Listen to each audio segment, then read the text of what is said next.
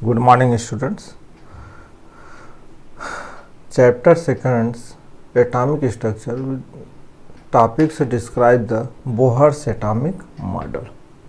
Bohr's atomic model क्या है? Field of the Rutherford's atomic model. Bohr suggested the atomic model. This is called Bohr's atomic model. It is based on the spectrums. According to this theory, Bohrs are described in the nucleus in an atoms. Atom के nucleus के चारों ओर infinite orbits are present. बहुत से orbit present होते हैं. उन्होंने सबसे पहले कहा कि इनफाइनाइट ऑर्बिट्स आर प्रेजेंट, लेकिन इलेक्ट्रॉन उसी ऑर्बिट में मूव करता है या मोशन करता है, रिवॉल्व करता है अराउंड द न्यूक्लियस, जिसकी के एंगुलर मोमेंटम की energy, angular momentum M V R equal to N H upon 2 के इक्वल होता है. तो फर्स्ट ये था कि around the infinite orbits are present, number of orbits N equal to 1 2 3 4 5 6 7 and infinite. और सेकेंड पे उन्होंने कहा कि इलेक्ट्रॉन उसी ऑर्बिट में मोशन करता है या उसका मूवमेंट होता है, रिवॉल्व होता है, रिवोल्यूशन होता है, जिसमें उसके एंगुलर मोमेंटम की वैल्यू एन एच अपॉन 2 की इक्वल होती है. एन क्या होता है? नंबर ऑफ ऑर्बिट्स, और एच होता है प्लैंक कांस्टेंट्स.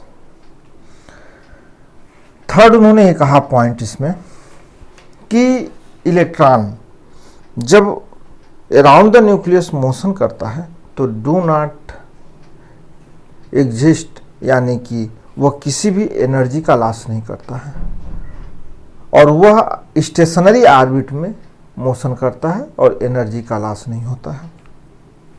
फोर्थ पॉइंट उन्होंने कहा कि जब कोई भी इलेक्ट्रॉन न्यूक्लियस के चारों डिफरेंट ऑर्बिट में प्रेजेंट है, अगर वह इलेक्ट्रॉन लोअर से हायर एनर्जी लेवल पे जाता है तो 1 क्वांटा एनर्जी एब्जॉर्ब करता है. जैसे यहाँ से यहाँ गया 1 से 2 सेकेंड ऑर्बिट में, तो 1 क्वांटा एनर्जी एब्जॉर्ब करता है. 1 क्वांटा एनर्जी मीन्स होता है E इक्वल टू होता है H nu, E equal to H nu, या हम कह सकते हैं एच सी अपॉन लैम्डा. अगर हायर एनर्जी लेवल से लोअर एनर्जी लेवल में आता है तो 1 क्वांटा एनर्जी वह इमिट करता है. तो यह था बोहर्स एटॉमिक मॉडल. लेकिन अब इसके सक्सेस का मतलब है कि हम इसे किसी भी एटम की एनर्जी का कैलकुलेशन कर सकते हैं, उसके रेडियस का कैलकुलेशन कर सकते हैं, कि इलेक्ट्रॉन किस ऑर्बिट में है यह हम पता लगा सकते हैं. इसका लिमिटेशन क्या है? Limitation of Bohr's atomic model, first point ये है कि only one describe the one, यह उसी एटम का डिस्क्रिप्शन कर पाया या डिस्क्राइब कर पाया जिसमें केवल ओनली 1 इलेक्ट्रॉन्स आर प्रेजेंट, चाहे वह एटम हो चाहे आयन हो. अगर एक से अधिक इलेक्ट्रॉन या प्रेजेंट हैं किसी एटम और आयन में तो उसका डिस्क्रिप्शन इसमें नहीं था. Second, splitting of the spectral lines, जीमन effect and star की इफेक्ट को का डिस्क्रिप्शन यह नहीं कर पाए. जीमन इफेक्ट मीन्स होता है मैग्नेटिक फील्ड में जब स्पेक्ट्रम लाइनें डिवाइडेड होती हैं. स्टार की इफेक्ट का मतलब इलेक्ट्रिक फील्ड में. तो यह था इसका डिस्क्रिप्शन, इन्होंने नहीं कर पाया. थर्ड है हाइजेनबर्ग सर्टेनिटी प्रिंसिपल को यह डिस्क्राइब नहीं कर पाए.